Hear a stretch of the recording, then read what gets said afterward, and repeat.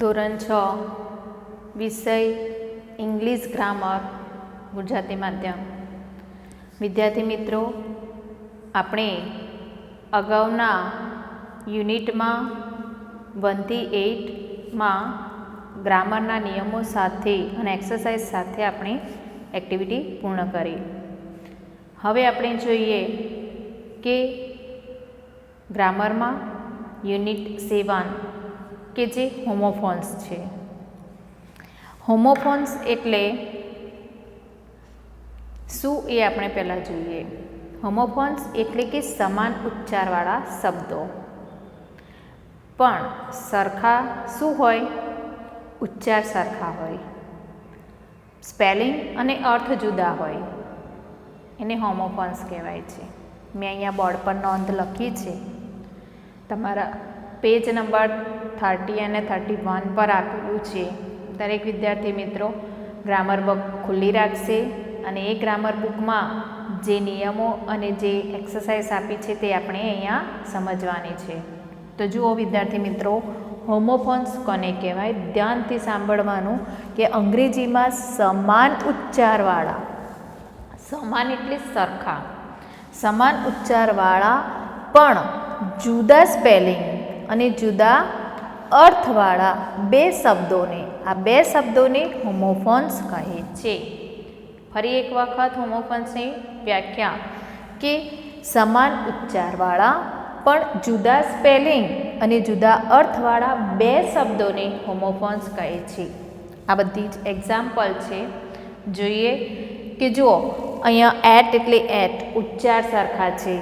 આઈ એટલે આઈ, ઉચ્ચાર સરખા છે.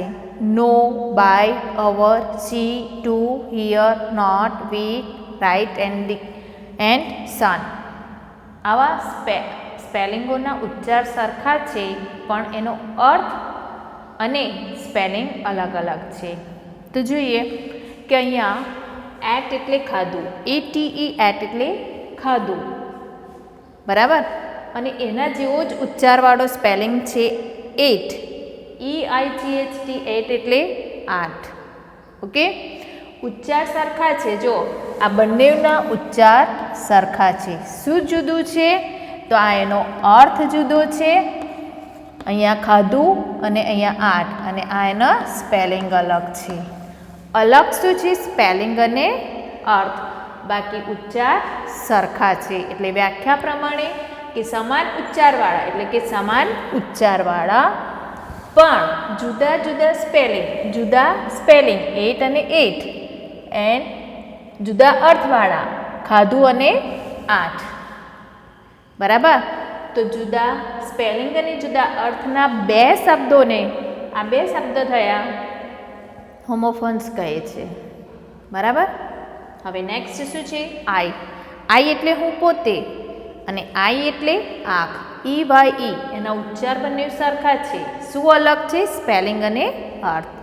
નેક્સ્ટ નો એટલે જાણવું, KNOW, નો એટલે જાણવું, અને નો એટલે ના, બરાબર.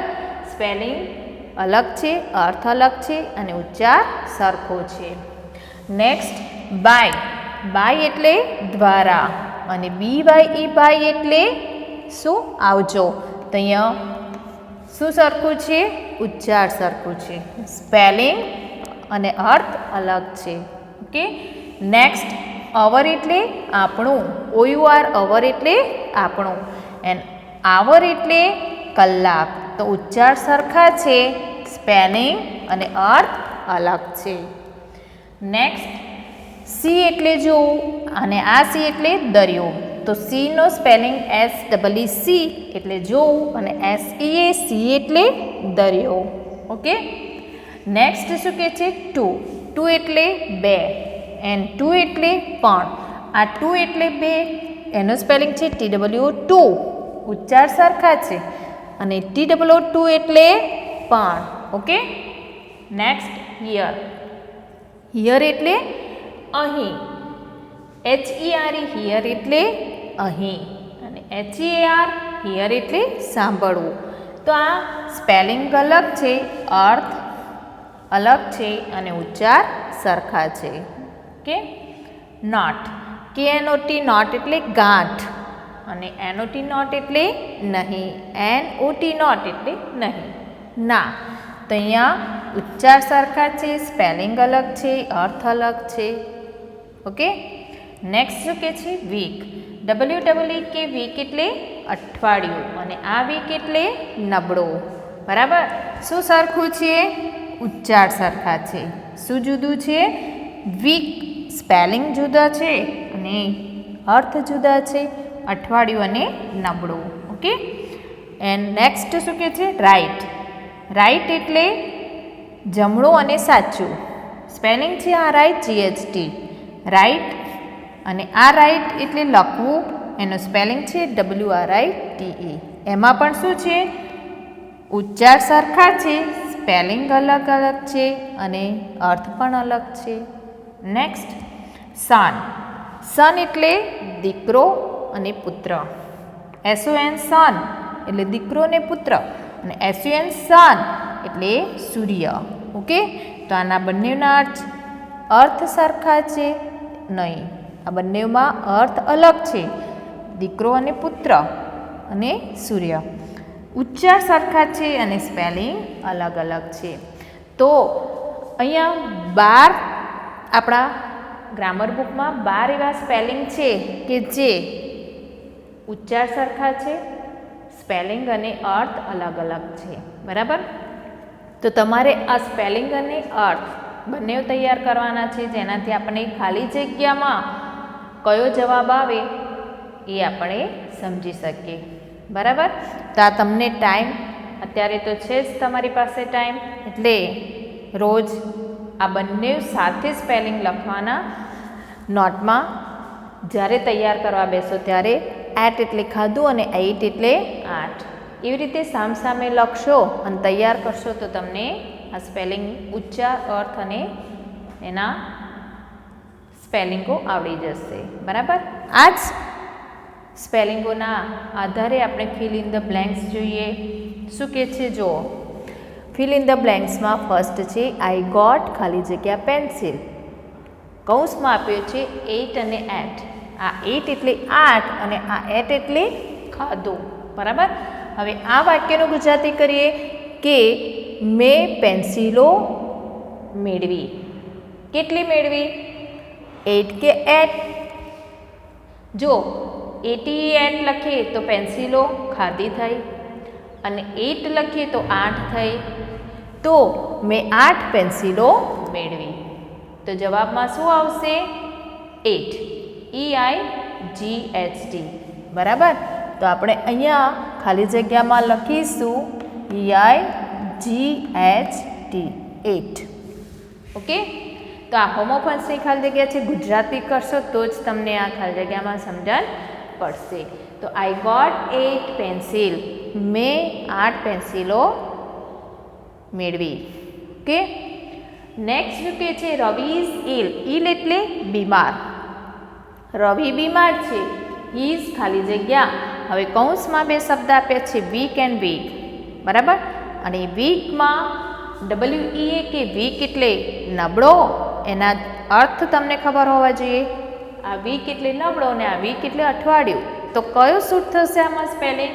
કે રવિ બીમાર છે તે અઠવાડિયું છે? નહીં, તે નબળો છે. બરાબર. તો આપણે કયો વીક લખીશું? આ. તો લખીએ WEAK. ઓકે. બરાબર. આ વાક્યનું ગુજરાતી કરશો અને કૌંસમાંના શબ્દોનું ગુજરાતી કરશો એટલે તમને આ ખાલી જગ્યામાં ખબર પડી જશે. એ જ રીતે વી લાઈક ખાલી જગ્યા ન્યૂ હાઉસ. બરાબર. વી લાઈક એટલે અમને અમારું નવું ઘર ગમે છે, એવું થાય ને. તો કયો અવર આવશે? HOUR અવર એટલે કલાક અને OUR અવર એટલે આપણું. તો આમાં કયો અવર આવશે? તો OUR. ઓકે. તો અહીંયા આપણે લખીશું OUR કે અમને અમારું નવું ઘર ગમે છે. નેક્સ્ટ ખાલી જગ્યા કે રોહન ઇઝ મિસ્ટર મહેતાઝ ખાલી જગ્યા. કૌંસમાં છે સન. આ બંનેનો અર્થ અલગ અલગ છે પણ સ્પેલિંગ એ અલગ છે, ઉચ્ચાર સરખો છે. સન એટલે સૂર્ય અને સન એટલે પુત્ર. તો અહીંયા એપોસ્ટ્રોફી એસનો ઉપયોગ કર્યો છે. જો મિસ્ટર મહેતાઝ, રોહન ઇઝ મિસ્ટર મહેતાઝ સન. રોહન શ્રીમાન મહેતાનો સૂર્ય છે? નહીં. તો શું છે? સન, પુત્ર છે. એટલે કયો સન આવશે? SON. તો આપણે અહીંયા લખીશું SON, સન. સમજાય છે વિદ્યાર્થી મિત્રો? એકદમ સહેલું ચેપ્ટર અને એકદમ સરસ છે. તમે જો આ સમજી જશો એટલે તમને પણ આ વધારે ગમશે. નેક્સ્ટ, કેન યુ ખાલી જગ્યા ધ બ્લેક બોર્ડ. શું તમે કાળા પાટિયા પર ખાલી જગ્યા શું લઈશું આપણે? સી કે સી. આ સી એટલે દરિયો અને આ સી એટલે જોવું. બરાબર? તો અહીંયા શું તમે કાળા પાટિયા પર દરિયો જુઓ છો? દરિયો દેખાય છે? દરિયો છે? નહીં. તો આ વાક્ય સેટ થતું જ નથી. તો કયું આવશે? કયો સ્પેલિંગ? C, SEE. ઓકે, તો આપણે આ લખીશું સી, SEE. કે શું તમે કાળા પાટિયા પર જુઓ છો? જોઈ શકો છો? બરાબર? કેન એટલે શકો. ક્વેશ્ચન માર્ક્સ છે. વાક્યની શરૂઆતમાં કેન મૂક્યો છે એટલે આ વાક્ય પ્રશ્ન વાક્ય છે. એટલે તમને કર્યો છે કે શું તમે કાળા પાટિયા પર જોઈ શકો છો? નેક્સ્ટ, ડુ યુ ખાલી જગ્યા હિન્દી નો, KNOW, નો એન્ડ નો. બરાબર? આ બંને નામાં જવાબ છે. આ જાણવું નો અને આ નો એ ના. તો અહીંયા છે ડુ યુ ખાલી જગ્યા હિન્દી ક્વેશ્ચન માર્ક. શું તમે હિન્દી જાણો છો? બરાબર? તો કયો નો લખીએ આપણે? KNOW, નો. જવાબમાં લખીએ KNOW. બરાબર? તો આપણે ખાલી જગ્યામાં શું લખ્યું? નો. શું તમે હિન્દી જાણો છો? Next sentence, the train is one ખાલી જગ્યા લેટ. અવર યા અવર. પેલો અવર છે આપણું અને આ અવર છે કલાક. તો ટ્રેન 1 કલાક આપણી છે, મોડી આપણી છે. એ વાક્ય સેટ નથી થતું એટલે કયો આવશે? અવર. એટલે કે HOUR. તો આપણે અહીંયા લખીશું ખાલી જગ્યામાં અવર. કે ટ્રેન 1 કલાક મોડી છે. બરાબર? નેક્સ્ટ, કેન યુ ખાલી જગ્યા in English write and right. બરાબર? આ રાઇટ એટલે શું? જમણું અથવા સાચું. અને આ રાઇટ એટલે લખવું. તો અહીંયા જુઓ જવાબ ગુજરાતી કરીએ તો શું તમે અંગ્રેજી જમણા છે? અંગ્રેજીમાં જમણું છે, અંગ્રેજીમાં સાચું છે? નહીં. તો શું સેટ થાય છે? રાઇટ. રાઇટ એટલે લખવું. WRITE. બરાબર? તો આ જવાબ આપણે લખીએ ખાલી જગ્યામાં રાઇટ. શું તમે અંગ્રેજીમાં લખી શકો છો? જવાબ શું થાય? શું તમે અંગ્રેજીમાં લખી શકો છો? પ્રશ્નાર્થ વાક્ય છે, કેન આગળ છે અને વાક્યની અંતે પ્રશ્નચિહ્ન છે. ફરી એક વખત પ્રશ્ન વાક્ય છે કે આર યુ હંગ્રી ખાલી જગ્યા. શું તમે ભૂખ્યા છો? પણ યા 2. તો અહીંયા TW2 એટલે 2 અને TWO2 એટલે પણ. તો વાક્યના અંતે ગ્રામરમાં TWO2 અંતમાં આવે છે તો આ ખાલી જગ્યા પણ અંતમાં છે. TWO2 નું ગુજરાતી શું થાય? શું તમે પણ ભૂખ્યા છો? પ્રશ્નાર્થ વાક્ય. આર આગળ આપ્યું છે ટુ બીનું રૂપ. ઓકે, નેક્સ્ટ શું કહે છે કે સોહમ ખાલી જગ્યા N apple in the morning. હવે સોહમ સવારમાં સફરજન 8 કે 8. અહીંયા 2 ઈટ આપ્યા છે. 8 એટલે 8 અને 8 એટલે ખાધું. બરાબર? તો અહીંયા ATE 8 એટલે આવશે ખાધું. તો ખાલી જગ્યામાં લખીશું એટ. સોહમે સવારમાં સફરજન ખાધા. ભૂતકાળમાં શબ્દનો ઉપયોગ કર્યો છે. ઓકે, નેક્સ્ટ સેન્ટેન્સ કે Hemant will come home next ખાલી જગ્યા. તો આ વીક એટલે નબળું. આ વીક એટલે નબળું. અને WEEK એટલે અઠવાડિયું. બરાબર. તો આપણે કયો શબ્દ લઈશું વીકનો? WEEK અઠવાડિયું. કારણ કે જો એનું ગુજરાતી કરીએ તો હેમંત પછીના અઠવાડિયે ઘરે આવશે. નબળું તો આવશે નહીં, એટલે આપણે અહીંયા લખીશું વીક WEEK. આ જવાબ લખીએ. બરાબર. નેક્સ્ટ, ધ ખાલી જગ્યા રાઇઝ ઇન ધ ઈસ્ટ.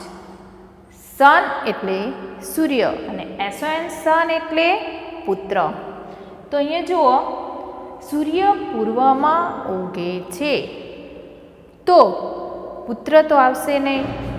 બરાબર. એટલે કયો સન લઈશું? SUN. આપણે અહીંયા લખીએ SUN સન. સૂર્ય પૂર્વમાં ઉગે છે. Next, they are playing on the ખાલી જગ્યા સો.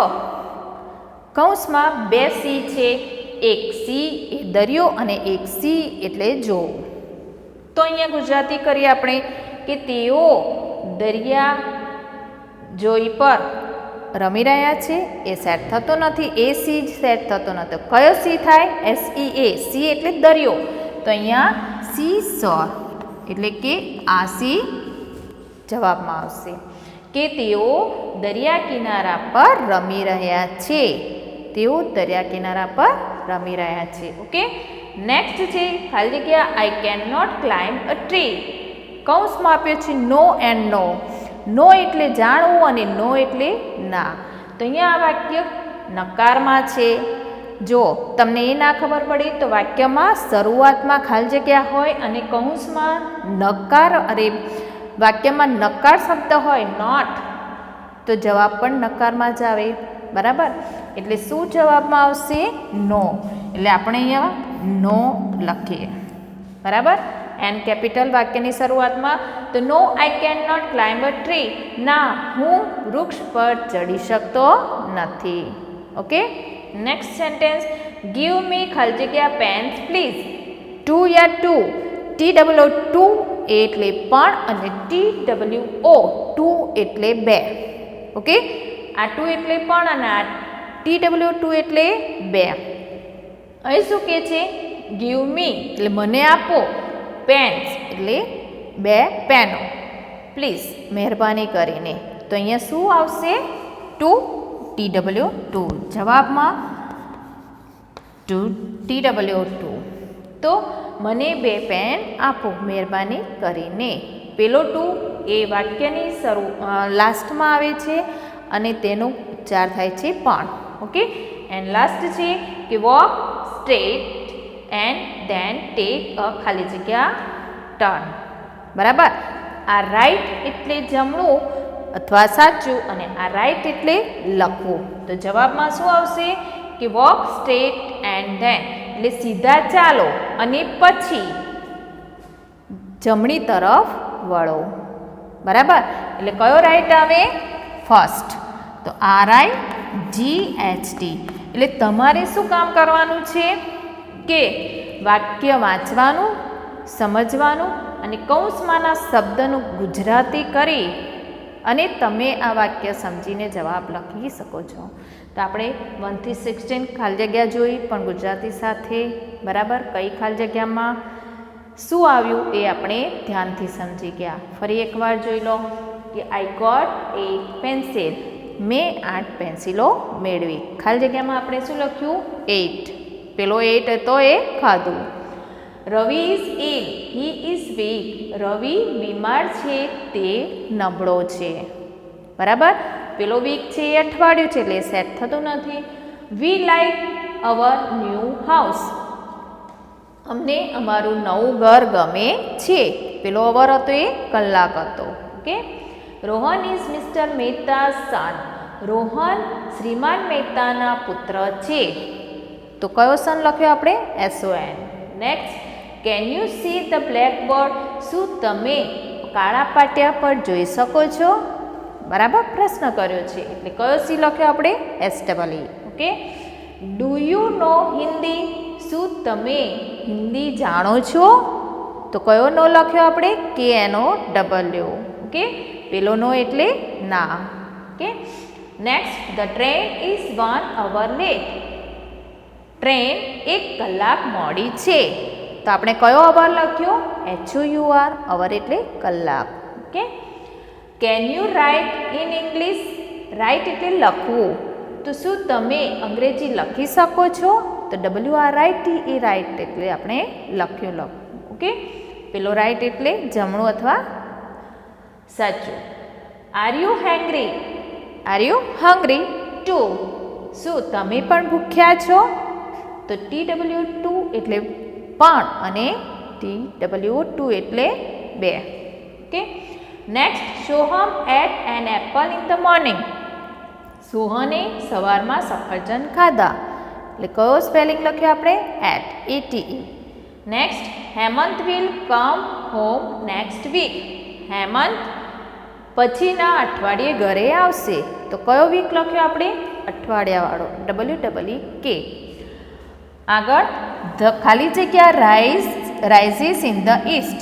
સૂર્ય પૂર્વમાં ઉગે છે. એટલે કયો સન લખ્યો આપણે? SUN. ઓકે.